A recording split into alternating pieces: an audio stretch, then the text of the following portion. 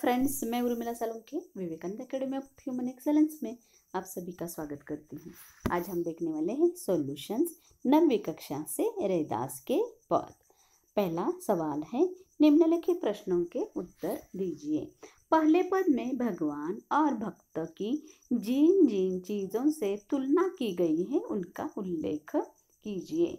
पहले पद में भगवान और भक्त की जिन जिन चीज़ों से तुलना की गई है उनका उल्लेख कीजिए।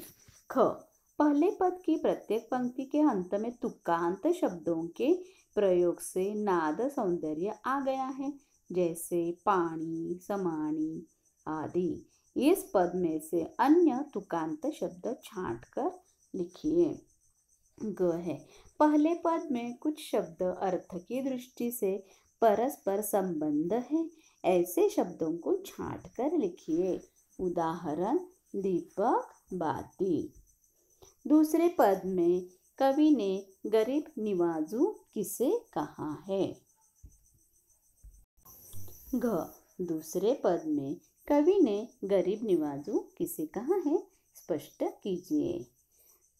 ग, दूसरे पद की जाकी छोटी जगत कऊ लागए ता पर तू ही ढरे, इस पंक्ति का आशय स्पष्ट कीजिए।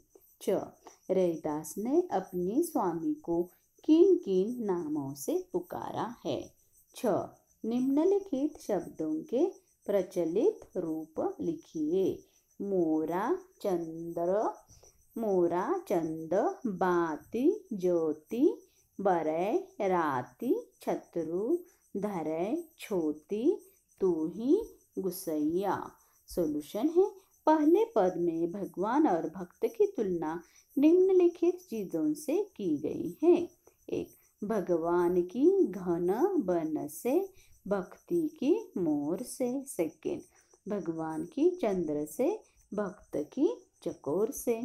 तीसरा, भगवान की दीपक से, भक्त की बाती से। चार, भगवान की मोती से, भक्त की धागे से। ख, मोरा चकोरा, दासा रैदासा, बाती राती, धागा सुहागा। ग, मोती धागा, घन बन मोर, सुहागा सोना, चंदन पानी, दासा स्वामी। घ, गरीब निवाजू का अर्थ है गरीबों पर दया करने वाला। कवि ने भगवान को गरीब निवाजू कहा है क्योंकि ईश्वर ही गरीबों का उद्धार करते हैं, सम्मान दिलाते हैं, सबके ऊपर दया करने वाले हैं और भवसागर से सभी को पार उतारते हैं।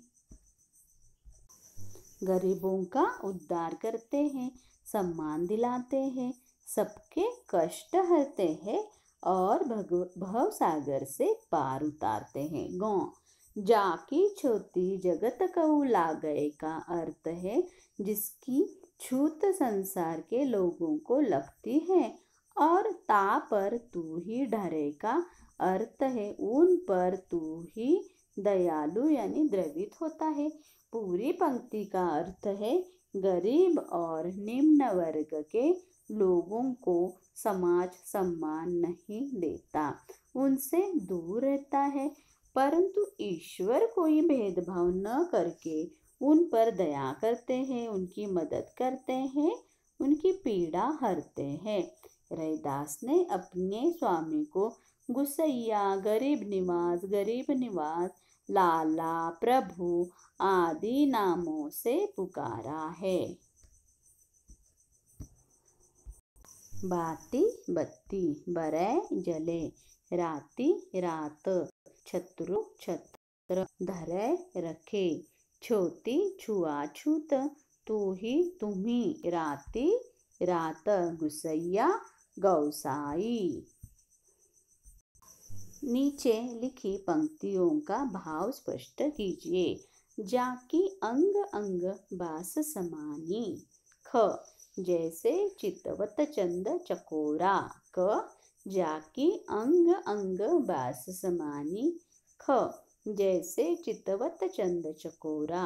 ग जाकी ज्योति बरै दिन राती। घ ऐसी लाल तुझ बिनु कहुनु करे। ग नीच हूँ ऊंच करे मेरा गोविंदु काहू ते न डरे। सॉल्यूशन है, कवि के अंग अंग में राम नाम की सुगंध व्याप्त हो गई है। जैसे चंदन को पानी के साथ रगड़ने पर सुगंधित लेप बनती है, उसी प्रकार राम नाम के लेप की सुगंधि उसके अंग अंग में समा गई है। कवि इसकी अनुभूति करता है। ख चकोर पक्षी अपने प्रिय चांद को एकटक निहारता रहता है, उसी तरह कवि अपने प्रभु राम को भी एकटक निहारता रहता है, इसलिए कवि ने अपने को चकोर कहा है। ईश्वर दीपक के समान है, जिसकी ज्योति उसका प्रकाश सर्वत्र सभी समय रहता है। ईश्वर दीपक के समान है, जिसकी ज्योति हमेशा जलती रहती है, उसका प्रकाश सर्वत्र सभी समय रहता है। घ भगवान को लाल कहा है कि भगवान ही सबका कल्याण करता है, इसके अतिरिक्त कोई ऐसा नहीं है जो गरीबों को ऊपर उठाने का काम करता हो। ग कवि का कहना है कि ईश्वर हर कार्य को करने में समर्थ है, वे नीच को भी ऊंचा बना लेता है। उनकी कृपा से निम्न जाति में जन्म लेने के उपरांत भी उच्च जाति जैसा सम्मान मिल जाता है। सवाल क्रमांक 3, रैदास के इन पदों का केंद्रीय भाव अपने शब्दों में लिखिए। सॉल्यूशन है, पहले पद का केंद्रीय भाव, जब भक्त के हृदय में एक बार प्रभु नाम की रट लग जाए तब वह छूट नहीं सकती।